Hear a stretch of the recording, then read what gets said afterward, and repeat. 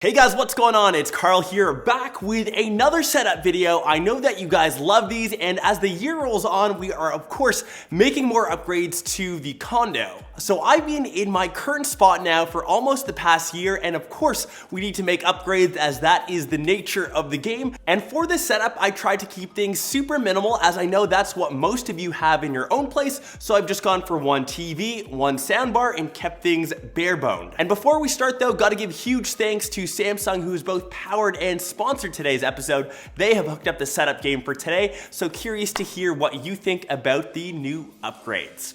So let's get to the panel first, which you see behind me. It's the behemoth 75-inch QLED panel. It's the 75Q8, and it sits right at the mid-range like I mentioned. And if this is the first time you've heard of QLED, it's okay if you've been living under a rock. It's Samsung's quantum dot technology. And the good thing about QLED, it provides consistently bright, true-to-life colors, and the main problem in my current setup, if you've ever seen my condo, you know that I am flanked with windows all on this side, which does provide a ton of natural light, but if you look on over that way, that is where I get a ton of glare, and especially during the day, sometimes my viewing angles do get disrupted with sun coming inside, and I would say that was the biggest drawback and my main reason for looking for an upgrade. It's got an anti-reflective screen, so no matter how much natural light you've got coming in, it will still deliver the brightest whites and deepest blacks. Very important for people that love to say play games, watch movies, and consume a lot of content, which I think I've been doing a ton more of lately.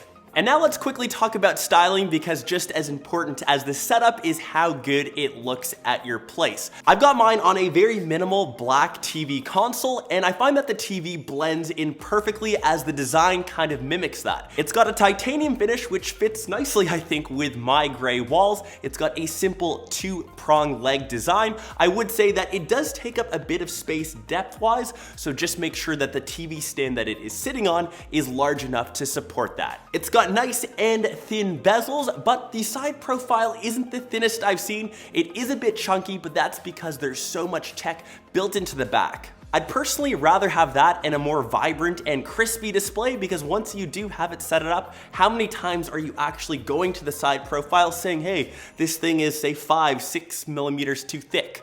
The one thing that I would say, when you do pair it with the soundbar, we'll talk about that more in a bit, I wish that cable did snake through the feet. Also, I think that's just my cable management OCD kind of driving me insane. One thing that I've always loved about Samsung TVs is the one remote. It is simple, it's minimal, it doesn't have a million buttons, setup is very easy, and it just works straight out of the box. I wish more remotes would follow this form factor. Another big bonus if you're a gamer like myself, some new tech in the TVs this year. Samsung has variable refresh rates that they call FreeSync. And when you plug in your gaming console of choice, the TV will sense that and automatically turn game mode on, which will actively change the refresh rates to optimize your gameplay footage. So you can get a 120 Hz refresh rate at 2560 by 1440, or if you're at 4K, you can get up to 60 Hz. And I think the real value of these TVs comes in when you are watching 4K HDR content, and whether you are just admiring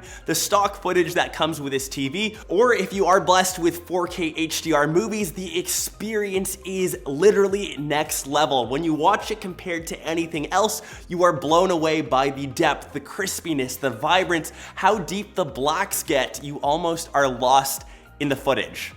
And normally when you have a TV and it's off, it's just a black box that becomes a bit of an eyesore, especially if it's sitting in your living room, the main space where you spend most of your time. This is where ambient mode really shines, as you can have different pieces of art that fit your lifestyle. And the cool thing about ambient mode, say you take a photo of the wall that the TV is sitting on, say you've got a brick pattern, the TV can mimic that pattern, almost becoming like a bit of a chameleon, and now that will kind of blend into whatever wall that you have in your setup. And to the second component of the setup, which gives all of the sound, just as important as the video, it is the Samsung Harmon Kardon N950 soundbar. So this guy is just a straight plug and play, and just like the TV, the setup is super easy. You've got it paired within a couple seconds, and the sound output that you get from something so simple is just phenomenal. As the name implies, made in collaboration with Harmon and Kardon, and it does feature 2 wireless facing speakers, and those drivers actually bounce sound off of the ceiling to give you that immersive surround sound experience. The design of the N950 mimics what you see on the Q8, so same sort of titanium finish, and they fit nicely when they're paired together.